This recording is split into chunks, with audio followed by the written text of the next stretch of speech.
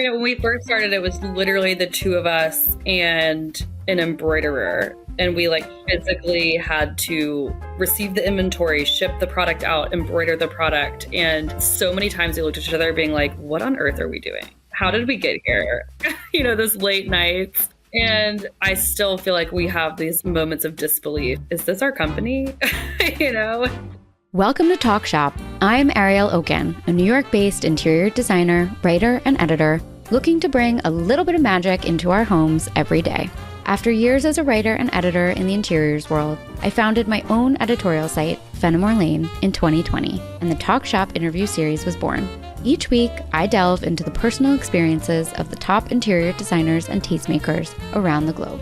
This week, I'm joined by the duo behind Weezie Towels, Liz Eichholz and Lindsey Johnson. Launched in 2018, Weezie Towels is not only our favorite towel brand for gorgeous towels, but also a true embodiment of a modern luxury direct-to-consumer brand with a big heart. Weezie's origin story is the stuff of lore. Newly married, Liz had a lackluster experience looking for embroidered towels. She approached her longtime friend Lindsey, and the two agreed that there was a gap in the market. They hit the ground running to modernize this niche space and eventually introduced the world to Weezie. Liz, Weezie's creative director, was born and raised in Austin, Texas. After receiving a BFA in graphic design from the University of Georgia, she spent 5 years in New York working in creative, including at Uncommon Goods and Bustle, before moving to Savannah, Georgia, with her husband and 3 children. Managing the business side, CEO Lindsey spent her childhood with stops around the US before attending Vanderbilt for undergrad and then Columbia Business School. Lindsey spent almost a decade in New York City before planting roots in Atlanta with her husband and 3 children. With 15 years of friendship and over 5 years at Weezie, plus 6 kids between the two of them, Liz and Lindsey constantly inspire me, and I can't wait for you to hear our conversation about entrepreneurship in the design world. So please join me as we welcome Liz and Lindsey to the podcast.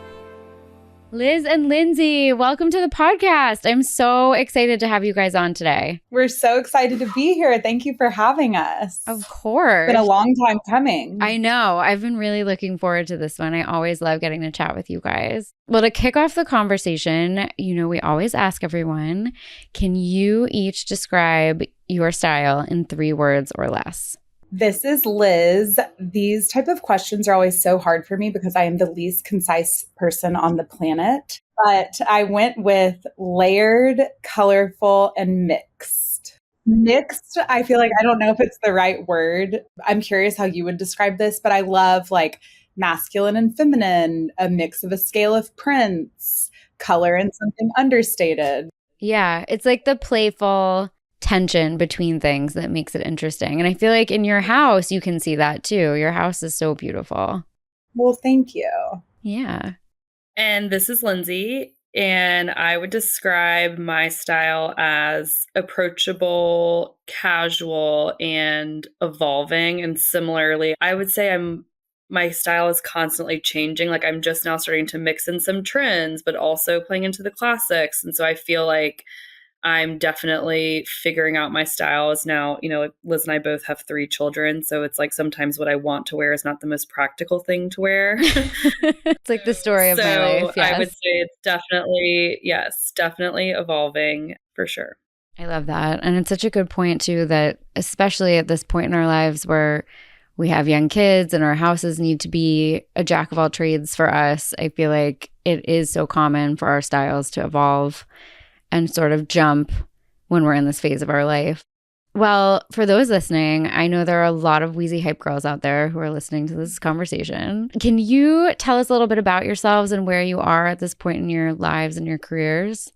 Yes, would love to. So I am the Chief Creative Officer at Weezie, and I came from a creative background. So I went to the University of Georgia and studied graphic design and then moved to New York, where I was on the in-house creative team at Uncommon Goods. And then from there was a creative director at BDG Media and launched Bustle and Romper, among other publications. During that time, I kind of dipped my foot into entrepreneurship and had a silk sleep mask company called Tempe Row. The Instagram actually still exists for it. And if you want a true full circle moment, I forced Lindsey to be one of my models. Oh my God, that's amazing. I didn't know that. Check it out there. But I left New York and got engaged. And during that time, the idea for Weezie was born. So that was 7, 8 years ago. And the rest is kind of history. Lindsey, what about you? Yeah, so my background is very different from Liz's, which I think is one of the reasons why our partnership works so well. So Liz came from a creative background. I came from more of a traditional finance background. So I went to Vanderbilt undergrad and then worked in finance in New York City right out of school for 5 years in a variety of different functions and companies. So BlackRock and a hedge fund called Anchorage. And then I went to Columbia Business School with the idea that I would go into early stage venture capital. So I was looking at investing in consumer businesses. I had started to sort of do it on my own as an angel and really got interested in sort of marrying my interest in consumer and retail with investing. Once I got to school, Liz really was the person who approached me with the idea for what became Weezie. And while I did not end up going into consumer investing, I think Weezie is sort of the perfect marriage of those interests. So I'm definitely more on the business side, but it's really awesome to be able to do, business and finance in a sector like retail and consumer. I love that. And I always love talking to you guys about this because I feel like you guys really do have such a yin and yang of the creative side and the finance side. And for any entrepreneur in the design business, I feel like sometimes you have to be both of those in one person. So I feel like I always learn a lot when I talk to you guys. So before starting the brand, you guys had been friends for a decade. You met through a mutual friend. How did the story of Weezie come together? Yeah, as I mentioned, Liz was really the person who experienced the pain point. I think any good business, really comes from a consumer need and something that you experience yourself, and then you can kind of approach it, figure out a way to solve it. So Liz, as she mentioned, she was getting married. She was registering for bath towels for her wedding and went through the process where, she was at a department store and there's a million different options and brands and jargon and price points, and found the consumer shopping experience to be pretty overwhelming and quite archaic, especially when it came to getting that product embroidered. So not only was the actual towel purchasing experience difficult, but then getting them embroidered was offline, like working with a woman in a binder of options, having to pay for the towels, pick them up, like 6 to 8 weeks later. It's kind of crazy. So true. Especially in today's world where I think everything is online. So I think, it started with that consumer pain point. And then Liz and I were friends first and texting a bunch of friends saying like, hey, what towels do y'all have? I'm looking for a recommendation. And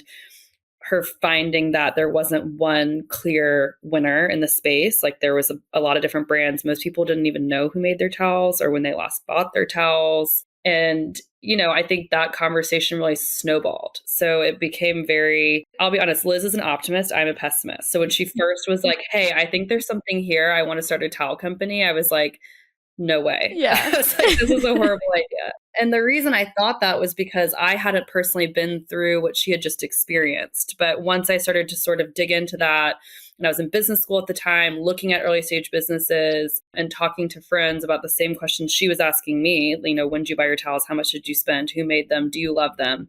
Finding that she was totally onto something with there being a hole and an opportunity in the market.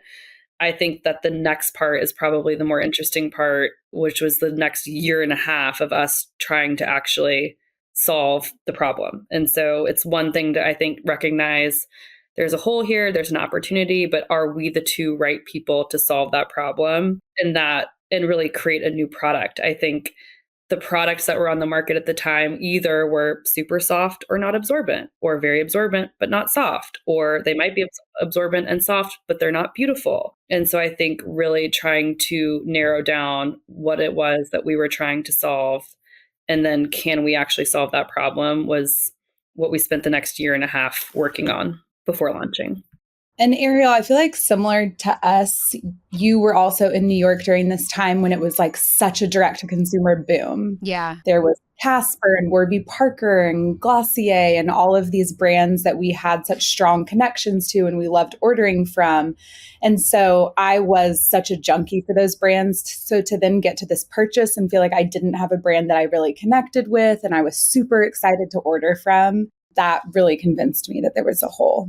I mean, that was such an era. And I think you guys have done such a beautiful job of creating a serious brand engagement. You know, I think before Weezie, I don't think anybody would say, I am so excited to go look at the new towel drop. But now you've created kind of a culture around what it is that you guys are doing, and you've expanded to other product lines. And, you know, it's just become so much bigger than where did you get your towels and when was the last time you got them? I mean, I think that was also something we were nervous about and a challenge in the beginning. Like, can we make this commodity, what's viewed as a commodity, something more exciting and put a real brand behind it and get people to look at it as more than just a commodity in their home, but a design fixture and something that they're excited to purchase and talk about. I think you guys have done such an amazing job also about engaging with designers on it too. We love our designers. Yes, well, we love you. And just the imagery, you know, showing what the Weezie product looks like in a beautifully designed home and how it can fit in as sort of like an accessory to the bathroom. You guys do such a great job at that. Thank you. Can you talk a little bit about what it's been like building the company and going into business with a friend? Especially you guys went through major life transitions. You got engaged and married and had kids. Now you each have 3 kids. That is a huge amount of growth, both personally and professionally, since 2018. Yeah, Liz and I often joke that we're actually married to each other and not our husband because we spend so much time together. It's funny, everyone says don't mix business with friends. And I feel like that probably is the right advice for most people. But in Liz and I's case, I think for us, it's really our competitive advantage. And because we were friends first, there is like a mutual respect and understanding and trust between us. And that really carries over to how we work with each other. And I think we're so fortunate we get to do it together because it just makes it so much more fun. As you know, starting a business is so hard and not without its challenges. And I think it's just so great to have not only a business partner, but a best friend. And back to the beginning of the conversation, we actually have complementary skill sets, which I think really helps balance each other out. Yeah, it's so important. Laura, who is our operations director, who's been with me since the beginning, is like my left brain, right hand. Like I can't do it without her. And it's so important, I think, to be able to fill each other's holes. Yeah. And we've always been in different places. So I think the fact that we were friends and the right 2 friends with the right 2 skill sets, I would still think about going into business with a friend in the future the same way. Like, you need to have complementary skill sets. You need to be able to communicate really clearly with each other. And it's really helped with the fact that we've been in different places the whole time. Yeah, that's such a good point. Are there any really good stories to share from those early startup days? Oh man, so many. I mean, when we first started, it was literally the 2 of us and an embroiderer, like the day we launched. Oh my and we God. like physically had to, you know, receive the inventory, ship the product out, embroider the product. And so many times we looked at each other being like, what on earth are we doing? Yeah. Like, how did we get here? You know, those late nights. And I still feel like we have these moments of disbelief. Is this our company?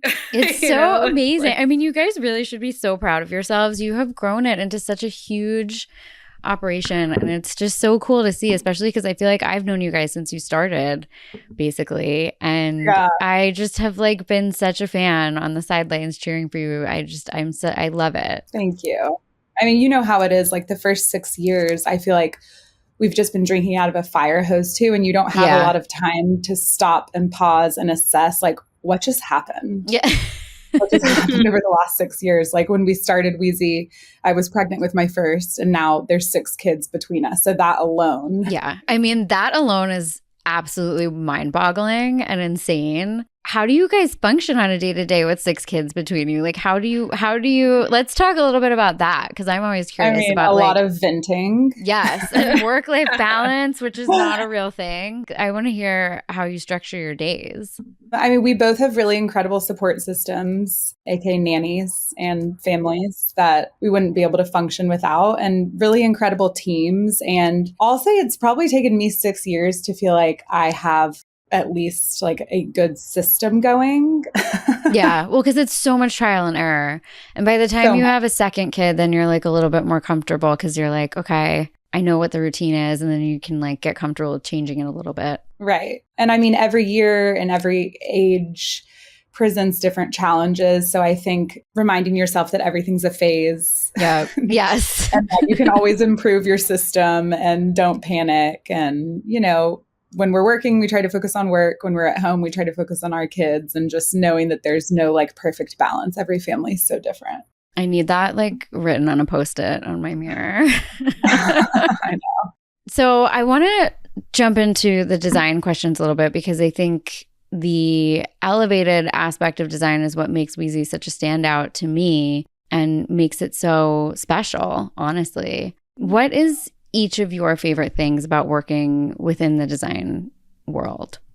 For me, it's really just having an idea and having the privilege to bring it to life is something that I never grow tired of. Yeah. I always remember so distinctly my first job at Uncommon Goods, like my first week of work out of college. I was designing an email and I did this illustration of a fall tree and I finished, and the creative director gave me great feedback and I was done. And I just went home and called my parents and was like, I cannot believe I'm getting paid for this. Like, I feel like I did the system. Isn't that the best feeling? It's the best feeling. And I still feel that way. I've always been creative, and for this to be my career just feels like such a gift. Yeah. So. I feel the same way. It really is. And honestly, working with someone like Lindsey, who I know she's going to be like, I'm not a creative, I'm on the other side of the business, but she's my editor. And I can be very indecisive and have lots of ideas. And it's so nice for me to work with someone who, A, I trust so much, but B, is so decisive and whose taste I really trust. She always laughs when I say that. But yeah. No, it's important though. She makes in her home. I love the clothes that she picks out. So she is my editor. I love having one person that I'm coming to and I'm presenting designs whose reactions I can really trust. That's also fascinating because you guys are both so entrenched in different ways in the brand DNA that it's almost like you're getting both sides and opinions when you're, you know, whether you're like trialing a new product or something, and then you can feel really confident when it's a yes from both of you that, you know, right, it's going to do well. Yeah, that's the thing. I think we look at design with like different lenses. Like, of course, there's, you know, subjective taste and what you like versus don't. But I think also I think about design of, you know, I'm thinking about the logistics of it and can we get this product to market? How much is it going to cost us? How much can we charge for it? You know, how is it going to fit within the existing, you know, category or et cetera? So I think having that different lens, like for me, I've always appreciated design and I am interested in it and love it. Like I could redesign my house every single year if I had the luxury of the time and the money. But it's not something like I'm definitely more of the business side. So for me, I think I get to kind of marry that the business interest and skill set with being able to do that around a product that I love and think is beautiful is so fun. Yeah. I feel like you guys both get best of both worlds because whatever you would be missing in a traditional career in finance, let's say, or a graphic design career, you're kind of like getting with what you do because you get both sides. And I think that's one of the amazing things about being a founder is that you kind of do have to put your foot into everything. And it lets you kind of experience elements that you wouldn't otherwise in that particular category. Right. It's so true. What design rule do you always follow, or do you think there's one that's made to be broken? I feel like because I'm not an interior designer, I had to think about this one. Yes. And it could apply to how you guys think about product design too. Yes, that's true. Well, I've had the luck of working with two great interior designers for my house, Robin Roberts and now Jenny Crosby. And I trust both of them so much. And I think I've learned so much about scale and layout from them. I think I'm a design enthusiast, but not a classically trained designer. And scale and layout is so hard for me. Like it does not come naturally in a room. And I really have learned the importance of nailing that first from both of them. I would say that is a rule that I follow. And then made to be broken, I feel like the two of them have also been really good about not like imposing rules on me and making it more about like my life and my family and the fact that I have kids and a dog, and letting that kind of inform like where we're going to invest versus not. Like our yellow lab sits on our front couch every single day and looks out the window. So we're not going to do a white linen couch right there. Charlie does that too. There's like an outline where he sits. Yeah, same. I never want anyone to look too closely at that couch. Yeah, it's like exactly. But so more about like them teaching me how important it is to not have strict rules and really lean into how a house is going to function for you and your family, I think has been my biggest learning through both of them. That's so important too, because that's what makes a house feel like a home and, personal to who lives in it. So I think that's always those two things, scale and then also having it be personal, I think are some of the best advice that you could give someone. Yeah. And especially in this day and age of Instagram where so many homes feel like a portfolio, moving away from that and really thinking about like, what does my family need out of this home? Do we like to host? Which rooms are our kids going to be in? And, making it more about you and your family and a personal thing than the images and what's going to be shown to the outside world.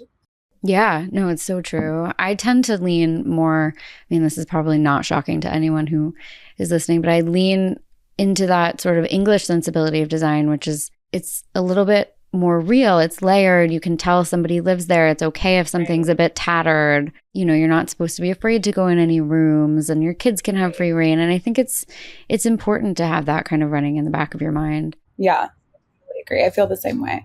What's the best advice for designing interiors you guys have ever received?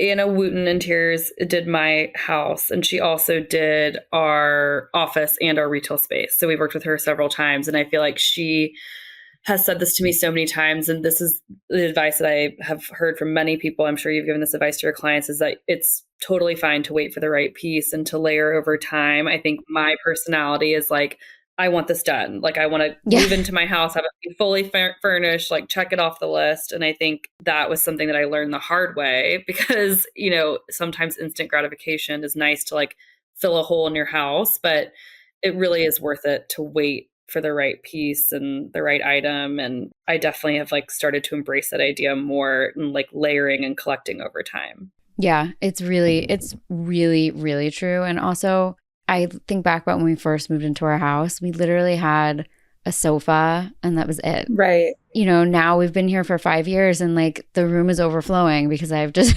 become such a magpie, but it happens over time and then it feels organic. In the same vein, my mom gave me the advice to live in our house for a little while before we designed each room. That's a great point. And like Lindsey, we all moved from New York. So once we finally had this like big house and space, I just wanted to fill it with things. And we've decided to stay in this house now that we've been there for 7 years and we're renovating. And I'm so grateful that we waited to do that because we're being so intentional about every little decision. Yep. And down to like, I know which cabinet I want my vacuum cleaner to go in. Yeah, because how you live in that house. It's really, really helpful to do that. So I feel like being patient on all fronts ends up benefiting you for sure.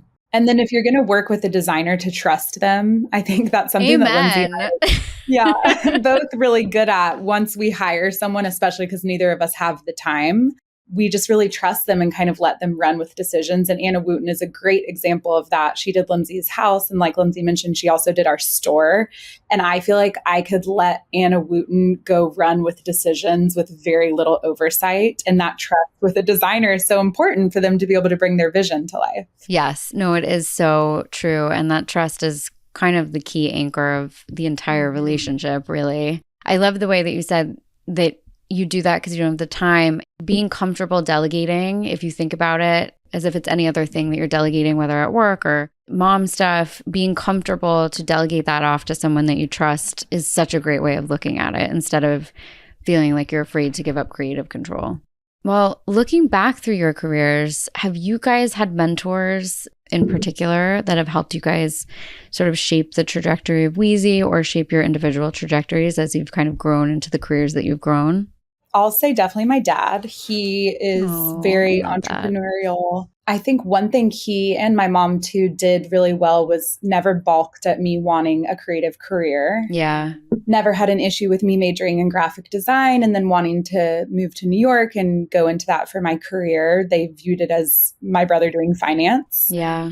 That's so special. They really treated it the same way, which, yeah, I think looking back, I just really value that. And then we've just really encountered so many helpful people on this journey, and it's one of the most refreshing parts of it. And I mean, to name a few, the founder of Framebridge, Susan Tynan, and her creative director, Tessa Wolf, we've connected with a ton, and they've been so helpful. The Minnow and the Lake Pajama founders, the Visual Comfort founder, Gail. I feel like I could go on, but I think it's just been really nice to encounter all of these supportive female founders. And they're, even though there's products that may be viewed as competitive, there's just been very little gatekeeping. And I feel like anytime we've needed to turn to someone for advice, they've really been honest and open, which has been super refreshing.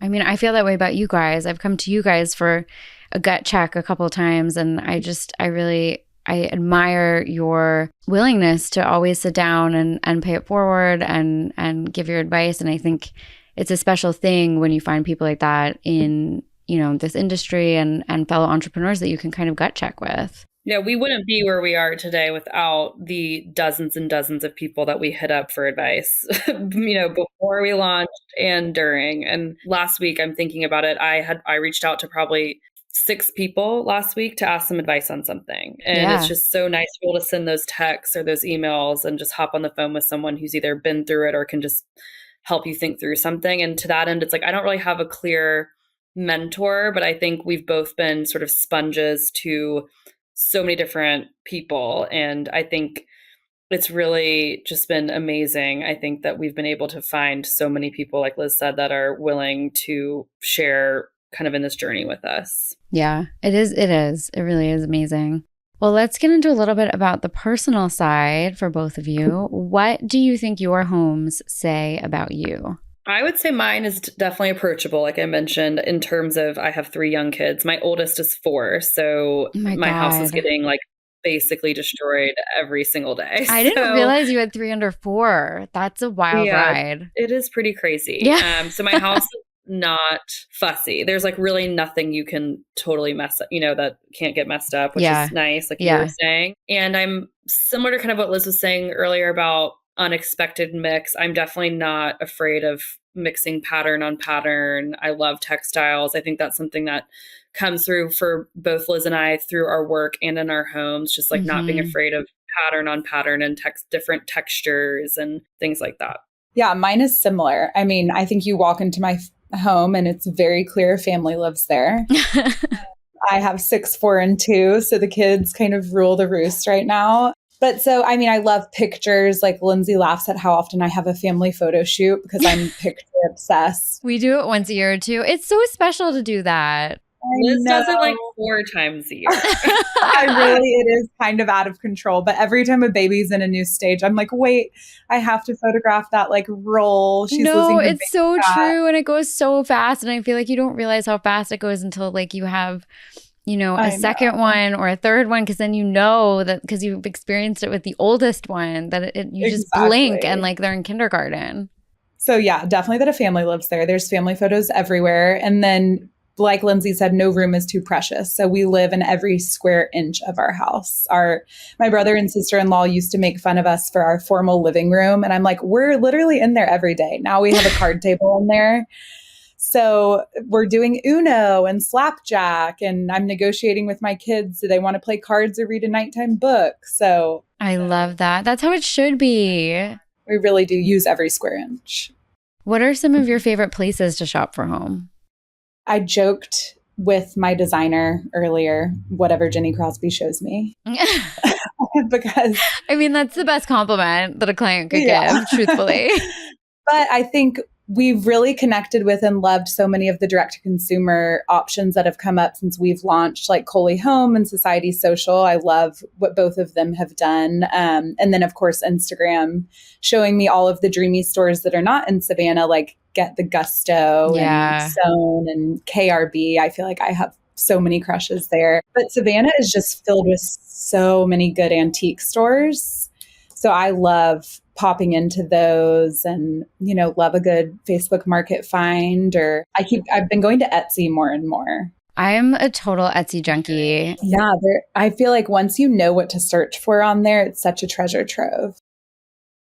Yes, you need to have your keywords and then you could literally be set loose forever, and it's a never ending search. I mean, Cherish too. Cherish and First Dibs do such a good job of doing those edits, the designer edits, which are so great. But yeah, Etsy's dangerous. I know, very.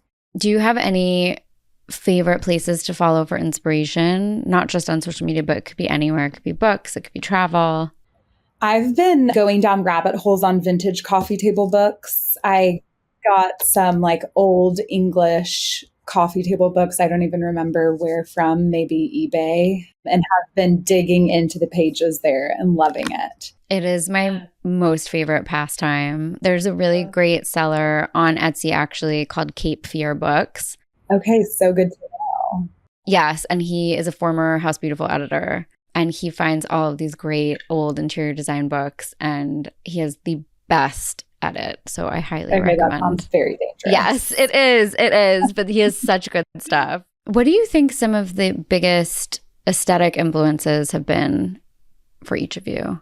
I grew up really all over the country. The longest I've ever lived ananywhere actually was New York after college. Oh, so I lived there for 10 years. Yeah, it's really crazy. So I went to 7 schools before college. So I think was constantly moving. And I feel like that really is true in the aesthetics of my life. I think my parents are both from the South. So there's definitely some Southern roots in terms of color and pattern. But then having lived in New York for as long as I did, I definitely love a all black monochrome moment as well. So I feel like it's very much all over the place, which I think it's more eclectic's not the right word, but I think just drawing from multiple different geographies. Mm-hmm. So interesting. Yeah, it's funny how the cities we grew up in are having such an effect on both of us. Because for me, I think it's growing up in Austin, Texas, which is such a laid back city and a laid back vibe. And I just feel like that's instilled in me in the way that I dress and also in my home. It really comes through and everything. Yeah, no, it's true. I mean, when Gil was on, also we were talking with Gil Schaefer about psychology behind a sense of place and how that can travel with you and how it influences the way you design and think about things. It's so true. It's really beautiful how it can kind of subtly impact the way your aesthetics are kind of molded from an early age. Yeah, I love that. It's so true. And I think there's interiors and the way we dress, but because I'm a graphic designer, I'm always thinking about brand. And like I said, living in New York during that direct to consumer boom, really had an effect on me in the way I think about brand, because I got to see all of these OG direct to consumer brands be brought to life and really give you this sense of belonging. So that has really had an effect on the way I think about graphic design and Weezie's brand in particular.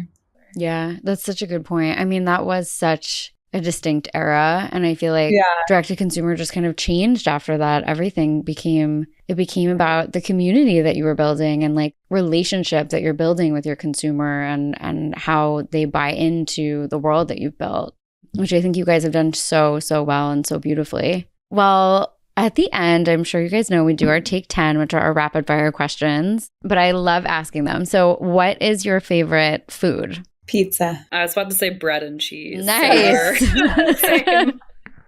There's the yin and yang. It's same, but a little different. Favorite drink? Dirty martini. Yeah, martini. Yes, good choice. Favorite film? You've Got Mail. Oh, it's such a good one. I don't have a great answer for this. I'm someone who I love a twist. I love a shocking plot twist, like a Departed or Gone Girl. That's the polar opposite of You've Got Mail. Although I guess There is kind of a plot twist in You've Got Mail. Yeah, our answers will either be the exact same or the exact opposite. Yeah. Nowhere in between. Favorite hotel? Ooh, so many. Maybe the Cyrano's in Positano or the Chef d'Or in Ez, France. Yeah. Those are both gorgeous. Oh, Playa Grande. Oh, in the Dominican? Yeah. Hotels is also like the number one place I get inspiration. So I feel like this would be picking a favorite child, but we'll do recency bias and say that one because every inch of it was divine. I mean, Celery is just so crazy talented. So good. Every inch of the Mayflower, every time I'm there, and I'm there all the time because we're there for the summit all the time and planning, like I feel like I find a new detail every time I'm there. She's just so good. That's how I felt about Playa Grande too. Yeah, I've been dying to go there. It looks so gorgeous. Oh, it's so dreamy. We had a rainy day and I was so grateful because we just got to sit in the living room and I was like drooling over every single detail. That is like the ultimate compliment, I feel like. You're on vacation in a place where you're going for the weather and you're like so happy that there's a bad weather day so that you can experience the hotel. That's so amazing. Yeah. Favorite city? New York. I was going to say New York too. So I'll go with Paris. I feel like you guys really are New Yorkers at heart. Like even though you are not there anymore, you're still kind of there. Favorite bedding? Ooh. Okay, I'll just answer what I have because this is actually, I feel like this is because we sell towels. This is like something we talk about and think about a lot because people are always asking us, will y'all launch sheets? Will you launch bedding? And our answer is always, we don't have a competitive advantage in bedding. Like we really have figured out the secret sauce with towels. So bedding is not something we're interested in, but it is so related to what we sell that it's something we think about a lot. So I feel like in terms of beautiful design and luxury quality, like Deporto is obviously like the OG here. And I think we both love their stuff. But I like on my bed right now is Bull and Branch, which is actually another founder who's become somewhat of a mentor and helpful to us over the past few years as well. Those are so soft. And I love that they're organic cotton too. They're so good. And I guess my coverlet is Matuk. Yeah, I have a mix of Matuk and then I love the Serena and Lily Beach Club, I think it is, sheet set. Oh yeah, that's a good one. They have such good bedding options too. My new thing though, in our renovation, we'll have a new primary bed and I want like no pillows. I don't know if you're seeing this. Yes, like where the cover, where like the quilt is kind of like over it. Yeah. Like I don't want to spend the time putting my pillows back in the morning. And I'm like, we have no time for this. I want the most simple I feel like bed. it's a very European way to style a bed. It's very chic. Yeah. It's very pretty. I know. As long as I don't have to iron them. Yeah, exactly. I was talking to Jenny Crosby, my designer, about this. And I was like, wait, but can we get these actually made out of something where I do not have to iron them? Because nobody's going to be doing that. No one has time for that. Tea or coffee, and how do you take it? Coffee all day long and iced all year round. I drink those La Colombe oat milk draft lattes every single solitary day. Those are so good. I love La Colombe. Favorite playlist? Right now, Taylor Swift, because I'm taking my oldest to Toronto this weekend. God, that's so exciting. I know, I'm so excited. So, and we just launched in Canada. So wow. I joked that I'm going to deliver our first Weezie order. So I had to go. Oh my God. That's amazing. I hope you're hand delivering it. Yeah. So we're listening on repeat. Yeah, my kids totally dominate my radio selection. So like there's I know. no playlist, unfortunately. My husband was making fun of me the other day. I was driving and he was putting something, the girls were like playing DJ requesting in the backseat. And he went to my Spotify and he was like, this is such a mom Spotify. It was like Cocomelon, Sabrina Carpenter, Taylor Swift. Like yeah, Mike has just discovered Descendants. So I think all of my Spotify is Descendants 1 through 4. Oh my God. That's so funny. No, it's like they take over every inch of the car, including the radio. I know. Favorite weekend activity? This is horrible because it doesn't involve my children. That is not horrible. My instinct was tennis or mahjong are like my two new hobbies I've been really into. Of course, I was going to say the same. But right now, again, our weekends are so dominated by like kids' sports, Yeah. 8 a.m. soccer and basketball. But we have a standing Saturday night sitter. So once that sitter gives us freedom, and I know I'm headed towards our favorite restaurant in Savannah's Common Thread. And once I'm headed towards that Common Thread martini and meeting another couple, I feel like it's the definition of peace. Well, my last question is always my favorite one to ask everyone because this is where I've kind of amassed a library from. What is your favorite design book? Oh, Speaking of Deporteau, I have their coffee table book. I can't remember what it's called. That's a good one and an underrated one. It's really good. It's really interesting because you can like see back. I mean, it's the stuff that we're thinking about all the time is just how to create, beautiful prints and pattern, but keep luxury quality. And it's very interesting for us specifically, but also just has a lot of beautiful history. My most recent was the Cabana magazine, A Year in the French Style, mostly because I wanted the cover. That's a pretty one. I just ordered the Cabana anthology, which is nice. all 10 years in one book. Ooh. Oh, wow. Yeah. I'm pretty sure it's with Rizzoli. I just ordered that the other day. I haven't gotten it yet, but it looked amazing. And anything Martina does is insanely gorgeous. So good. Yeah. Another one I just ordered is the Rizzoli New York Parties, which I can't wait to get. That's on our gift guide this year. I love that. Yes, it's on our gift guide for the hostess. I feel like it's such a great book. I'm so excited to get it. Yeah. That Porto book is literally called Porto, the book.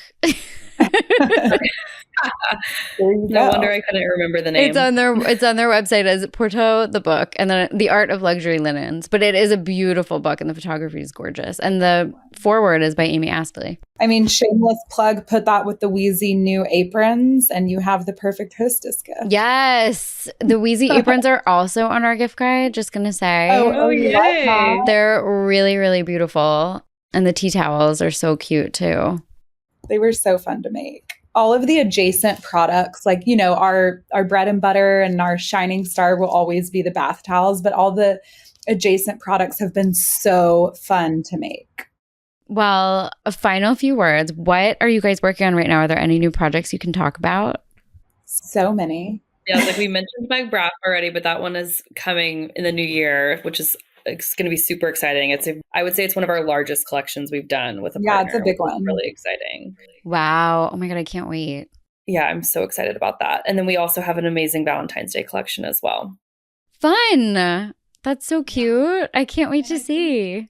Yeah, the Valentine's Day is always a fun one because it's so themey. Yeah. But also, I think your design enthusiasts will love to hear we're coming out with a Weezie Basics line. Ooh. So it's the same amazing luxury terry for a sharper price point because it's going to be without piping or the rounded corners. So some of the stuff that can add cost.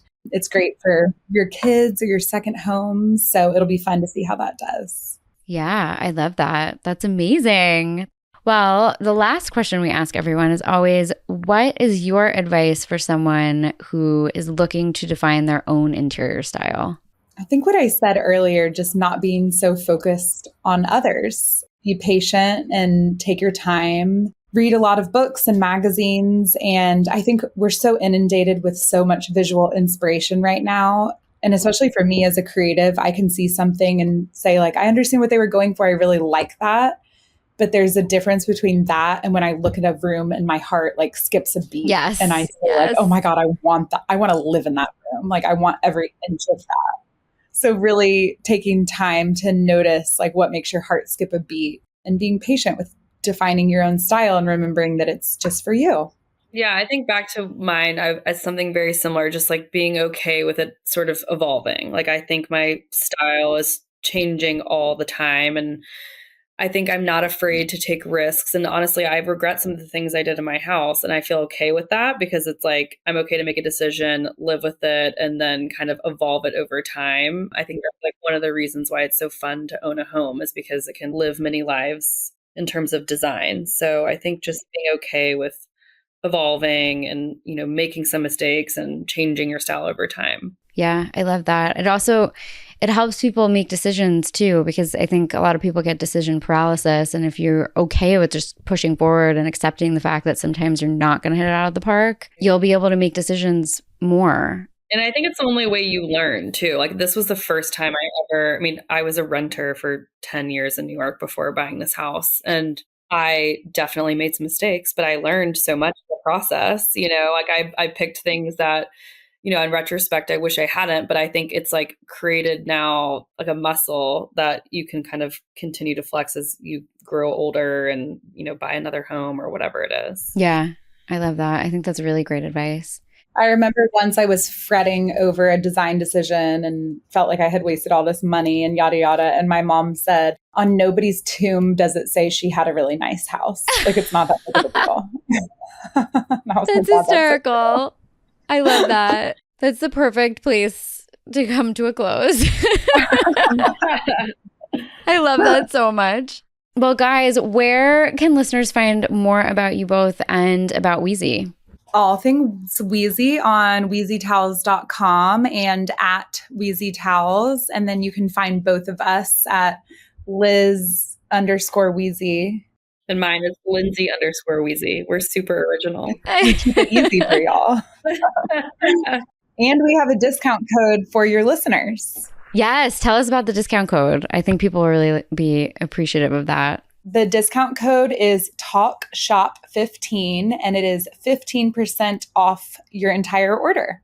You want to order ASAP with the holidays coming. We'll have cutoffs and all of that. So I love it. Get your guest bathrooms ready and all of your gifts going, because now is the time and you get 15% off. Well, Liz and Lindsey, thank you so much for coming on. This was so much fun. I always love getting to chat with you guys. You're like some of my favorite people in the industry. Oh, thank you. Thank you for having us. Yeah, of course. Thank you for coming on. Thanks so much. It was so fun. That's a wrap for this week's episode of Talk Shop. Thanks for listening. We'll be back next week with more thoughtful discussions and amazing guests. Follow us on Apple Podcasts, Spotify, and YouTube so you never miss an episode. And of course, follow me at Ariel Okin. See you next week.